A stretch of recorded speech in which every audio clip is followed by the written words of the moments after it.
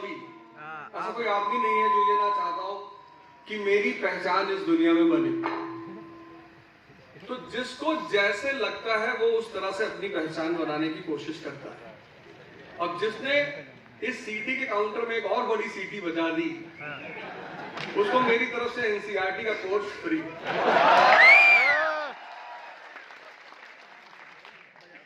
खैर, मैंने इस प्रोग्राम का नाम रखा डोर, क्योंकि बचपन में हम सब ने एक कहानी सुनी, अली बाबा 40 चोर। सबने सुनी। उस पूरी कहानी में जो सबसे की पॉइंट है, बड़ा प्यारा की पॉइंट, बहुत प्यारा। उस कहानी का जो की पॉइंट है वो है डोर। अली बाबा को खजाना मिलता है सिर्फ एक बात पर, क्योंकि उसको दरवाजा खोलने का मंत्र पता है। सिम सिम कितनी आपने उस कहानी को पढ़ा है, सुना है, उस पर मूवी बनी है, उस पर सीरीज बनी है, कितनी सारी चीजें हुई हैं उस कहानी के साथ। और कहानियां शुरू से मीडियम रही हैं फिलॉसफी को प्रमोट करने का। एक्चुअली मॉडर्न पीरियड में education is the right of every individual. आज जो मॉडर्न पीरियड है उसमें education is the right of every, कोई भी पढ़ सकता है, कुछ भी पढ़ सकता है, किसी भी लेवल पे पढ़ सकता है। लेकिन प्री मॉडर्न पीरियड में फॉर्मल एजुकेशन से ज्यादा कोई बड़ी बड़ी हर आदमी पढ़ाई नहीं कर पाता। लेकिन दर्शन तो सबको जानना होता था, रास्ते सबको जानना होते थे, दरवाजे की तलाश सबको होती थी। तो करते क्या थे, यूरोप में, अरब में, इंडिया में, चाइना में कहानियां लिखते थे। क्योंकि कहानी इसलिए लिखते थे कि उस कहानी के द्वारा वो मैसेज देना चाहते थे। जितनी भी कहानियां हैं, इसलिए हम जब छोटे थे, स्कूल में थे, आपके यहां भी रहा होगा कि एक हिंदी लिटरेचर की बुक रही होगी और उस बुक में पोयम भी रहा होगा और कहानियां भी रही होगी। तो वो भी एक तरीका था मैसेज को देने का। तो अली बाबा 40 चोर की जो कहानी है वो एक खजाने की कहानी है, जिसकी तलाश लगभग हर आदमी को है। सब 2-3 चीजों की तलाश बचपन से है सबको। एक तो अलाउद्दीन वाले चिराग की तलाश है। मतलब किसी को कहीं भी कोई चिराग पड़ा मिल गया तो एक बार तो उसने ट्राई करके देखा ही होगा कि भाई निकलेगा कि नहीं निकलेगा। एक्चुअली वो हमारे मन के डीप में इतना ज्यादा बैठ गई है वो सब कहानियां, लेकिन वो सारी चीजें हमारे अंदर ही।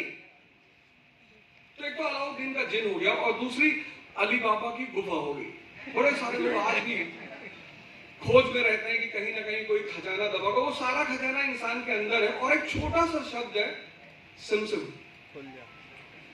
एक आदमी दरवाजा खोलना जान रहा है, वो जाता है, उसे खजाना मिलता है, वो अमीर हो रहा है।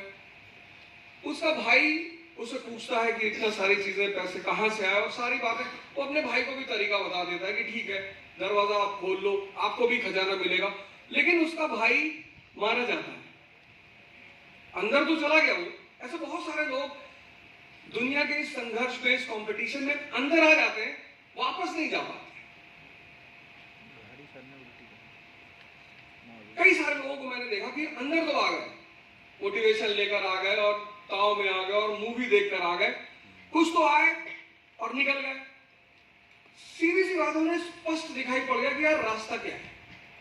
आज इस डोर पर, इस डोर शब्द पे मैं 4 चीजों की चर्चा करूंगा, बस सिर्फ 4 बात। आप में से बहुत सारे लोग तैयारी कर रहे हैं और कोई जरूरी नहीं कि आप आईएएस की ही तैयारी कर रहे हैं, आप किसी भी चीज की तैयारी कर रहे हैं। तो क्या होती है तैयारी, क्या डिफरेंस होता है पढ़ाई और तैयारी के बीच, और कैसे शुरू करनी चाहिए कहानी, इन सारे मुद्दों पे हम आज यहाँ चर्चा करेंगे।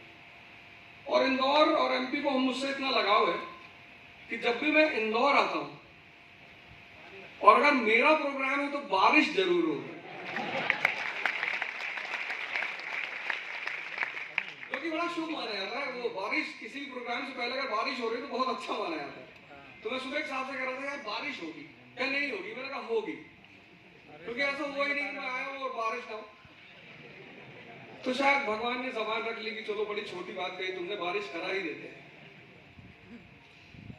इंसान के जिंदगी में, इंसान और पशु की जिंदगी में जो सबसे बेसिक डिफरेंस है 2, जहां से मानव के इतिहास की शुरुआत हुई, जिसको हम प्री हिस्टोरिक एज बोलते हैं, और आज तक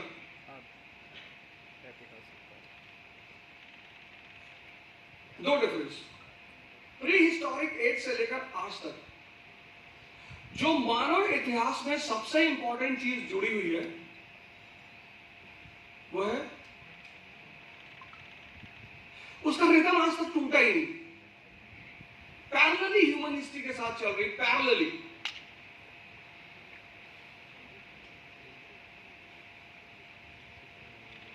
कुछ तो बोल रहे हैं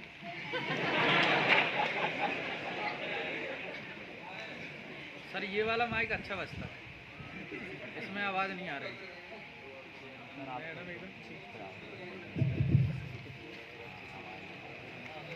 ऐसी कौन सी चीज,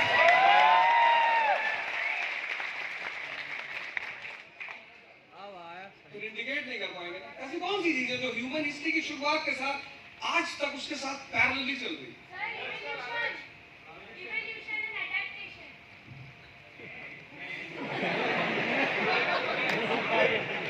कोई बात नहीं, कम से, अरे यार इतने भीड़ में वो लड़की ट्राई कर रही है, मतलब यही कितनी, ताली बजाओ उसके लिए।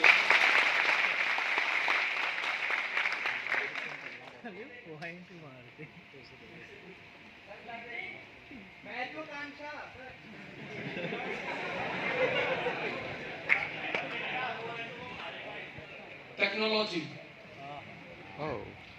पैलियोलिथिक एज, स्टोन एज की शुरुआत, स्टोन टूल्स की शुरुआत, फिर उस स्टोन टूल्स में ह्यूमन बीइंग और सुधार करता है और उसे इंप्रूव करता है, फिर वहीं से एज चेंज हो जाती है वो स्टोन ही, लेकिन चूंकि वो अपने टूल्स में सुधार करता है, उसे और इंप्रूव करता है और केपेबल बनाता है, तो वहीं से एज चेंज हो जाती है और फिर हम उसे बोलते हैं मेसोलिथिक एज।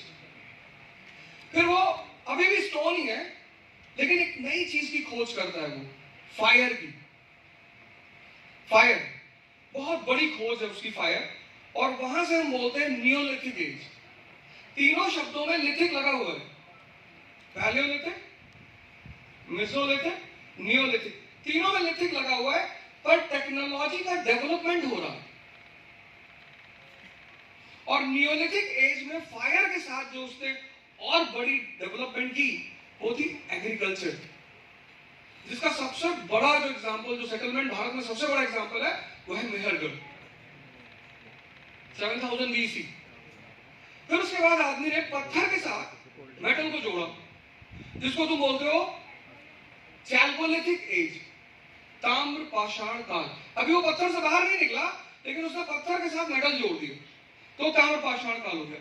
फिर वो थोड़ा सा और इंटेलिजेंट हुआ और उसने मेटल को मिक्स करना शुरू कर दिया, ब्रॉन्ज एज, जिसको तुम बोलते हो इंडस वैली सिविलाइजेशन। और उसके तुम मेंटल मैच्योरिटी को देखो, ब्रॉन्ज एज कि कितनी बढ़िया टाउन प्लानिंग करता है। मतलब आज हमारे लिए आइडियल है वो इंडस वैली, हड़प्पा और मोहनजोदड़ो की टाउन प्लानिंग और ड्रेनेज सिस्टम। अगर हम सब कुछ छोड़ दें तो जो सबसे बड़ा फीचर है इंडस वैली सिविलाइजेशन का वो है ड्रेनेज सिस्टम। तो जो सबसे इंपॉर्टेंट चीज जो ह्यूमन बीइंग को एनिमल वर्ल्ड से अलग करती है, वो पहली चीज है टेक्नोलॉजी। शुरू होती है लिथिक एज से और आज पहुंची एआई पे, आर्टिफिशियल इंटेलिजेंस। और दूसरी चीज जो उसको अलग करती है पशु से, लिविंग बीइंग दोनों है, बहुत सारे फंक्शंस दोनों के सेम ही है, लेकिन डिफरेंशिएट जो करती है वो दूसरी चीज है एजुकेशन। तुम जानवर को ट्रेन करते हो, उसे एजुकेट नहीं करते, एजुकेशन। तो इंसान के जीवन में जो सबसे बड़ी चीज है, सबसे बड़ी, वो है एजुकेशन। लेकिन education is not for employment, education का काम नौकर बनाना नहीं, एजुकेशन का काम है भगवान बनाना। ये माता अहिल्याबाई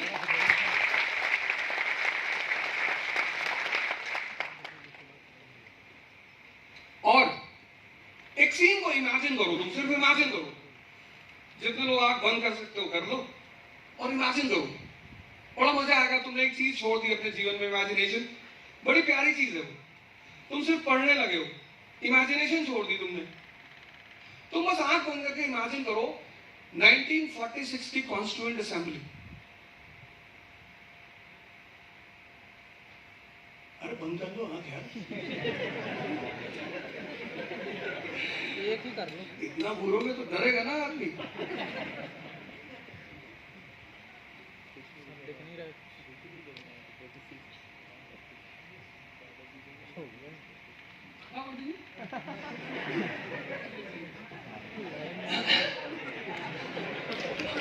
सारा उसारा ले लो।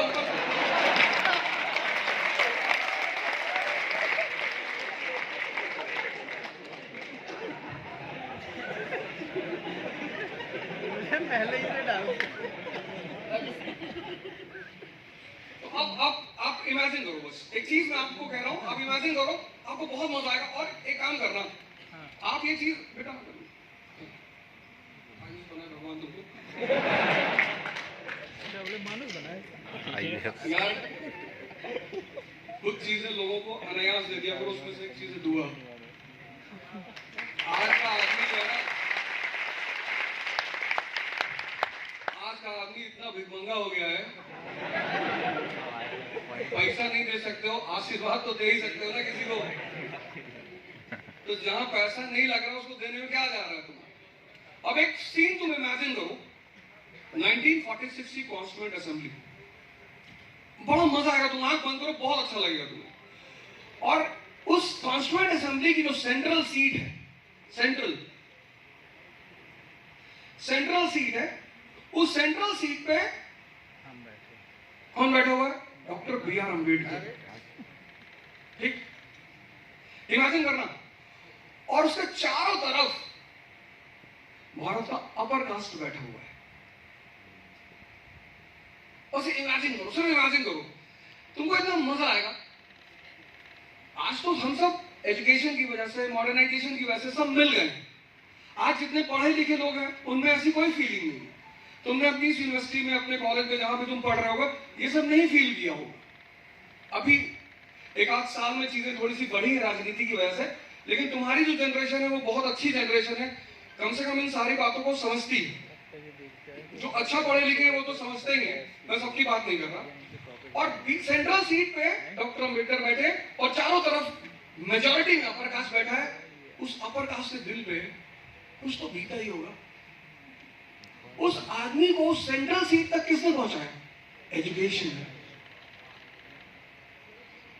तुम्हारे पास भी वही ऑप्शन है। मतलब एक दलित हिंदुस्तान में भगवान बन जा रहा है, किसकी वजह से? तो फिर उस आदमी ने जो प्रैक्टिकल किया अपनी लाइफ में, तो जब हम किसी चीज से अनुभव करते हैं तो उसको बोलते हैं समाज के सामने। तो फिर उस आदमी ने कहा कि शिक्षा शेरनी का दूध है, जो पिएगा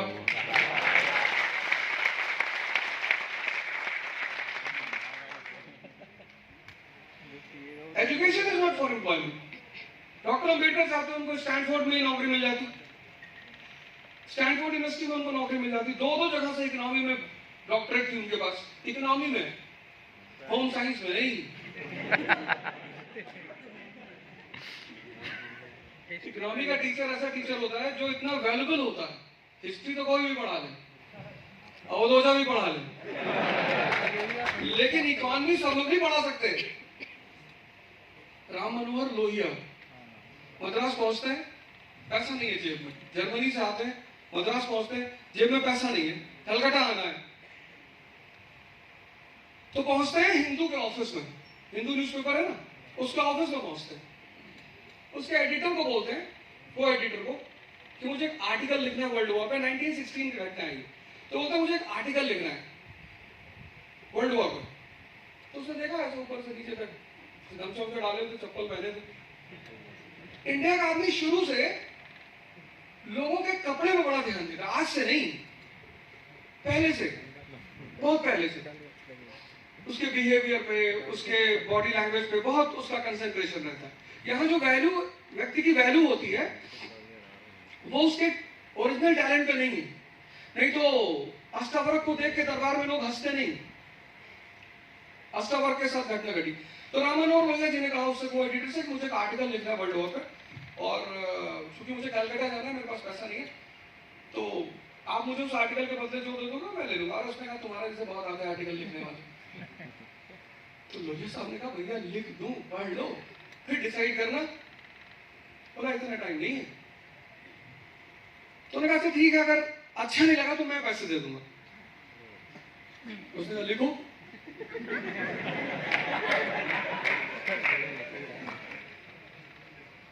लिख दिया। एडिटर ने जब उस आर्टिकल को देखा, उनको 200 रुपए दिए 1916 में। तो पूछा कौन आप, तो बताया कि यार डॉक्टरेट करके आ रहे हैं बर्लिन यूनिवर्सिटी से, वो भी इकोनॉमी में। फिर उसने पैर और भी छुआ कि अंकल की गलती हो गई यार, नहीं समझ पाया थी, कोई दिक्कत की बात नहीं, चलो ठीक है जाओ, कोई बात नहीं। ऐसे डॉक्टर अम्बेडकर, वो जो लीडर्स थे ना 1950s वाले, वो जब तक दोबारा नहीं आएंगे तब तक इस देश का भला नहीं होगा। उनको आना ही पड़ेगा, वही सारे लीडर्स। इसीलिए मैं इस बार चुनाव लड़ने जा रहा था, वो तुम लोग समझ नहीं पाए।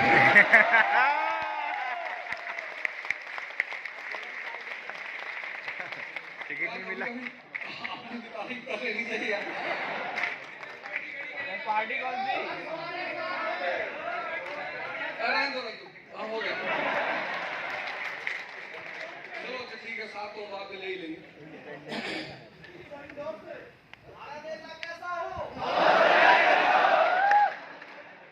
भैया तमन्ना जगा रहा, बहुत मुश्किल से गा रही है। एक मिनट में अपनी बात पूरी कर दूं, फिर हम आएंगे, हंसी मजाक तो करेंगे। तो एजुकेशन इज फॉर एनलाइटनमेंट। अब ये एनलाइटनमेंट शब्द बहुत बड़ा है, इस पर डिस्कशन अगर आप नहीं करें तो बहुत बड़ा है। हमें सिर्फ एजुकेशन के मोटिव को पकड़ना है कि एजुकेशन होती किस लिए।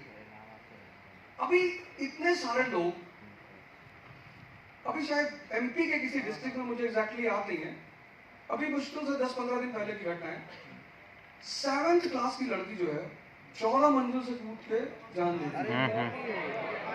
यहाँ के ना, अभी एक घटना है फतेहपुर यूपी में, वहां 10th की लड़की थी, 10th क्लास की, 10th स्टैंडर्ड की लड़की थी।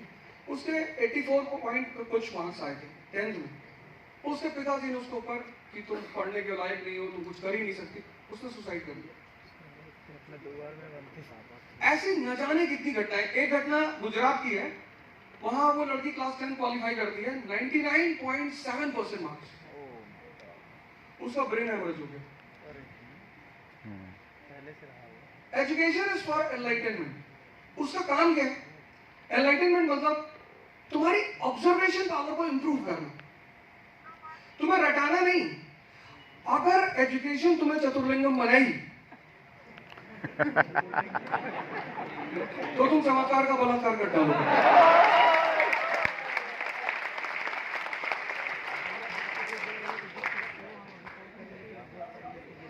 ये आज जो इतनी सारी घटनाएं घट रही है, डिप्रेशन ये वो, 21 साल में कौन सा डिप्रेशन? मतलब 21 साल की उम्र है, 18 साल की उम्र है, 17 साल की उम्र है, 17 साल का लड़का आके कहता है कि काउंसलिंग करने आ रहा है। अब डिप्रेशन क्यों? अच्छे घर का लड़का, फाइनेंशियल बैकग्राउंड बहुत अच्छी, वहां का लड़का कह रहा डिप्रेशन हो रहा। क्या हो गया सर? वो मेरी गर्लफ्रेंड मुझसे बात नहीं कर रही। मैंने कहा मेरी वाली से कर ले।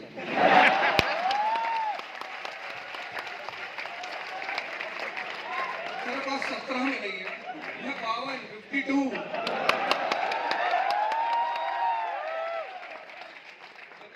तो इतना मारेंगे ना।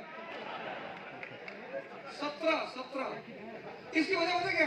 तुमने एजुकेशन की जो पावर है ना, वो जो तुम्हारे अंदर पावर डेवलप करती है, वो ऑब्जर्वेशन की पावर। ऑब्जर्वेशन, मैं तुम्हें 2 एग्जांपल देता हूँ। बुद्ध, एजुकेशन से बड़ी चीज है ऑब्जर्वेशन। हाँ, उस ऑब्जर्वेशन को डेवलप करने का जो मेन मीडियम है वो एजुकेशन। अगर बिना एजुकेशन के वो ऑब्जर्वेशन डेवलप हो जाती है फिर तो बहुत अच्छी बात है, फिर तो कोई दिक्कत की बात ही नहीं। लेकिन education is the main medium to develop that observation. मैं सारे एग्जांपल्स दूंगा, नोट करना उसे, और जितने लोगों को तैयारी करनी यहीं से शुरू करना। फिर से मैं अपने स्टेटमेंट को रिपीट करूंगा कि एजुकेशन का काम है एनलाइटनमेंट।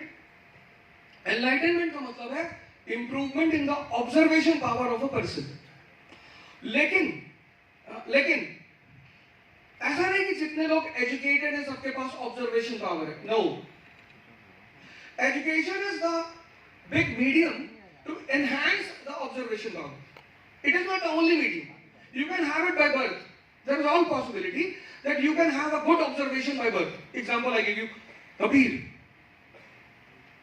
अब बुद्ध और कबीर दोनों लोग एनलाइटेंड हैं. महात्मा बुद्ध और कबीर दास जी दोनों लोग एनलाइटेंड हैं. Buddha is from a royal family, well education मिली, बहुत अच्छी एजुकेशन मिली, राजा के परिवार के हैं और ऑब्जर्वेशन बड़ा प्यारा है. उनका जो 4 नोबल ट्रुथ है ना, वो किसी शास्त्र का थोड़ी है कि उपनिषद में लिखा हुआ था. नहीं, वो किसी बुक का नहीं है. The 4 noble truths of Buddha does not belongs to any text. It's simply an observation. 4 आर्य सत्य. पहला क्या है? The world is full of sorrow. संसार दुख में है. उन्होंने ये नहीं कहा कि संसार दुख है. अगर वो कहते संसार दुख है फिर तो खुशी पाने का कोई चांस ही नहीं. उन्होंने कहा संसार दुख में है. The world is full of sorrow. फिर दूसरा स्टेटमेंट वो देते हैं, ऑब्वियसली बात है, क्वेश्चन तो बनेगा ना कि क्यों फुल ऑफ सॉरो, क्या वजह है. तो उन्होंने कहा लस्ट, तृष्णा.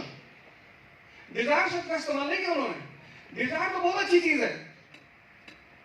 तुमने फिजिक्स में एक नियम पढ़ा होगा, मिराज. अभी जब मई की दोपहर होती है तो लगता है कि सड़क पे दूर पानी पड़ा होगा, पर वहां पानी नहीं होता.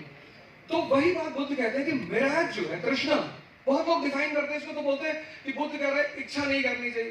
अरे पागल, इच्छा नहीं करेगा तो आदमी जिएगा क्यों? करनी ही चाहिए. लेकिन आदमी जो ये सोचता है ना कि मुझे बाहर खुशी मिलेगी, वो तृष्णा है.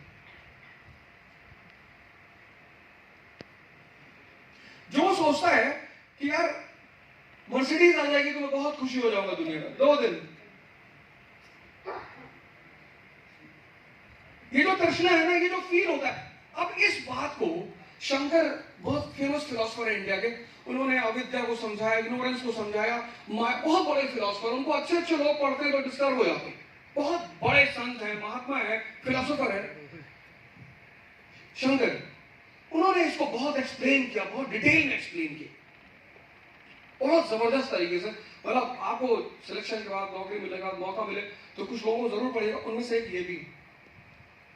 लेकिन जब कबीरदास जी इसको डिफाइन करते हैं ना, इतना प्यारा डिफाइन करते हैं कि कोई भी समझ ले. उनसे जब पूछा गया कि ये माया क्या है, माया, तो बोले माया छाया एक सी बिरला जाने को. बोले जो छाया है ना, शैडो, ये जैसे मेरी शैडो बन रही, अब है तो दिख तो रही है ना, और है नहीं. चक्की देखी चलते हुए कबीरदास जी ने. अब मैं देखो ऑब्जर्वेशन का इंपॉर्टेंस देखो. तुम यार इतना गलत काम करते हो ना, तुम पढ़े जा रहे हो, पढ़े जा रहे हो, पढ़े जा रहे हो. सर कितना पढ़ ले, सर कितना किताब पढ़ ले, 4-5 लाख पढ़ लो. मैं हिंदुस्तान का एकमात्र कोच हूं जो पढ़ाता नहीं.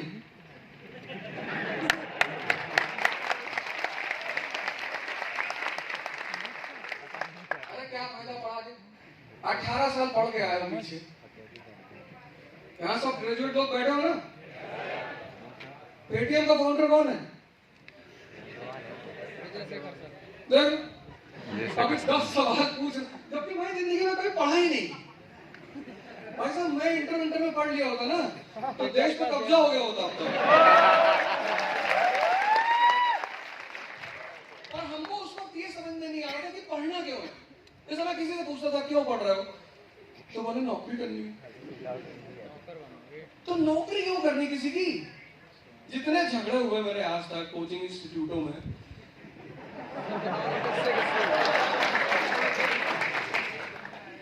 इसी बात पे हुए. अगला आदमी कहता था मैं बॉस हूं. मैंने कैसे चला लेते हो? कहे नहीं. तो तुम कैसे बॉस हो?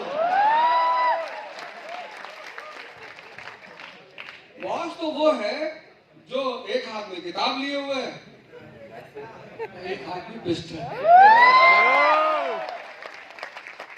तुम कहे के बॉस हो और बदतमीजी करो। बदतमीजी पलाचा कहते हैं ना,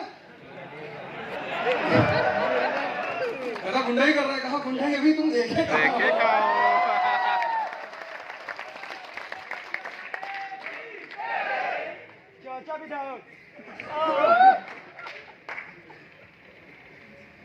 तो विकास एक बांस काट लो पड़ बताओ का डंडा। कहता विधायक जी का हाथ है मेरे सर पे। पराचा कितना बढ़िया डायलॉग देते। कहता विधायक जी से कहो जरा हाथ हटा लो। कहता कहा है? कहता तुम्हारा सर फोड़ना है। पंचायत यहाँ सबके सर पे सिर्फ भगवान का हाथ है, बाकी किसी का नहीं। और वो तुम्हें जितनी जल्दी एहसास हो जाए बहुत अच्छा है। और वो हाथ दिखाई पड़ने लगेगा तो बहुत कुछ कर जाओगे जीवन में। चक्की चल रही है, चक्की। कबीरदास जी देख रहे हैं, स्कूल नहीं गए और दोहा बना दे रहे हैं। चलती चक्की देख के दिया कबीरा रोए और दो पाटन के बीच में साबुत बचा न कोई। 95% लोग द्वंद के शिकार है, ड्यूलिज्म के शिकार है। कितना प्यार से उस आदमी ने द्वंद को समझा दिया कि पिस जाओगे।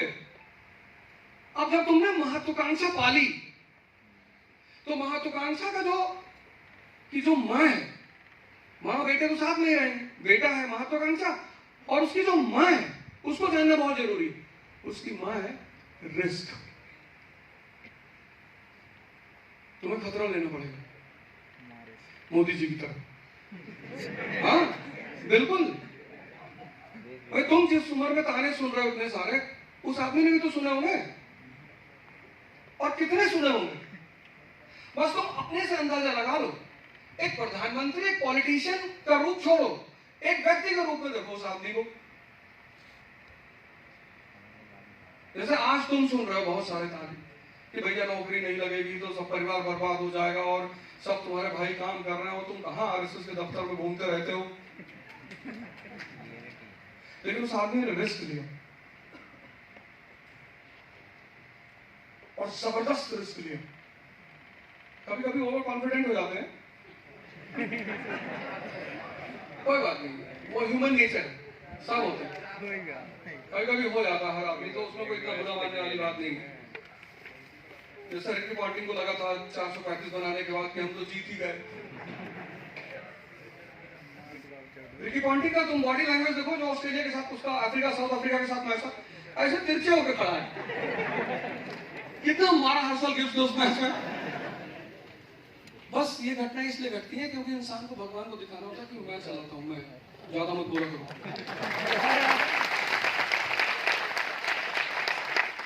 वो चाहे रिकी पॉन्टिंग हो चाहे मोदी जी हो,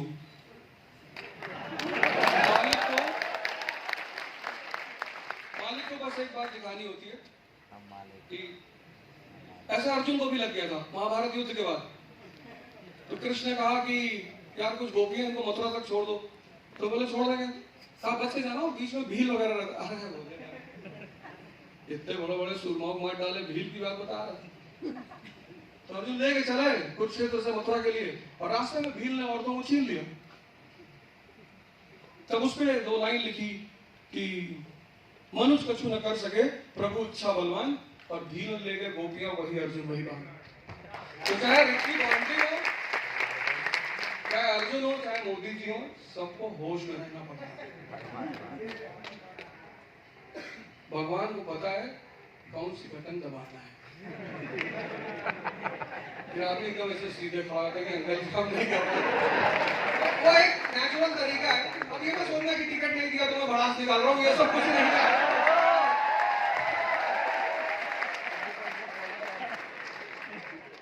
होती है थोड़ी बहुत, लेकिन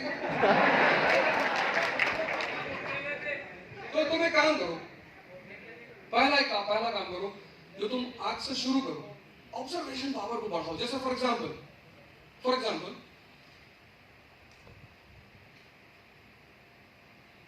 1885 में कांग्रेस बनी कोई बताएगा एक रीजन किन की वजह से बनी, एक कोई आदमी इस पूरे सभागार में जितने लोग बैठे उसमें से कोई एक आदमी जिसको लगता है कि मैं बता सकता हूं, बस एक आदमी बताओ और एक ही पॉइंट बोलना है कि इन्होंने बनवाया।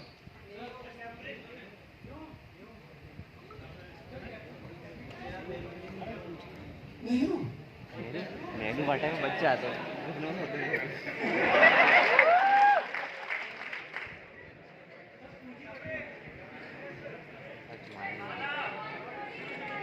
अरे वो तो कॉन्स्पिरेसी थी, तो उसकी बात कर रही हूँ। ऐसा नाम लिया तुम्हें राहुल जी का, उस आदमी ने एक एग्जांपल सेट किया कि कोई किसी को कितना भी गाली दे, अगर उसके अंदर जज्बा है तो वो कम बैक मारेगा।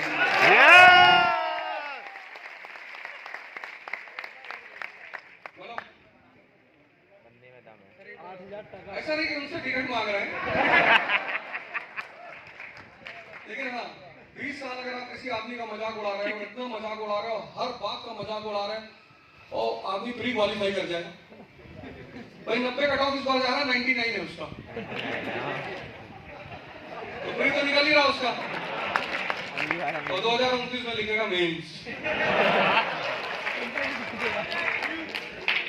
अब इंटरव्यू पहुंचेगा कि नहीं, हमसे थोड़ी राय ले ले तो मैं कुछ बताऊं, लेकिन अब